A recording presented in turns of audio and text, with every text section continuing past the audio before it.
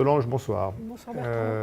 Utilisation des anesthésiques chez des Oui. patients cirrhotiques avec insuffisance hépatique, on est toujours un petit peu méfiant. Tu as vu un poster intéressant? Oui, alors là c'est un poster qui s'intéressait plus particulièrement à l'encéphalopathie hépatique minimale. Est-ce qu'il y a une sédation à privilégier plus qu'une autre quand on va faire une gastroscopie, en l'occurrence chez des patients cirrhotiques, pour éviter la survenue d'une encéphalopathie hépatique minimale? On n'a pas de données disponibles dans la littérature sur le sujet actuellement. Donc c'est une étude coréenne prospective randomisée avec 60 patients, 3 bras avec 3 types de sédation différents, midazolam, donc c'est l'hypnovel, propofol, le diprivant, et puis le troisième bras, c'était la combinaison des deux, 20 patients par bras.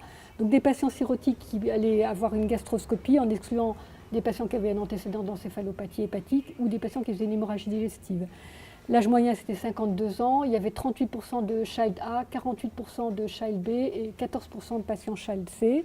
Et donc, le test psychométrique qui est utilisé pour repérer cette encéphalopathie hépatique minimale, en le faisant avant la gastroscopie et 2 heures après, c'était un test qui s'appelle le Stroop test. Qui apparaît à On l'écran. va montrer un exemple, c'est une reconnaissance de mots désignant des couleurs, mais colorées de façon différente.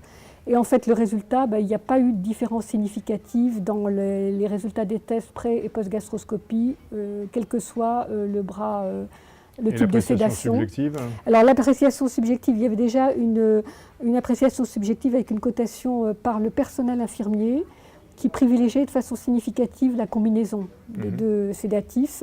Et pour le patient, lui, il y avait un score de satisfaction pour le réveil qui favorisait le bras propofol seul. Et puis, comme attendu, eh bien, le délai pour le réveil était significativement plus court dans le bras qui recevait le propofol. Donc bonne tolérance. Voilà, c'est rassurant, mais bon, il faut sûrement d'autres études, avec peut-être d'autres tests aussi pour on a pour la pratique essayer, qui nous d'évaluer. rassure déjà. Voilà, La demi-vie courte. c'est rassurant. Merci Solange. Merci.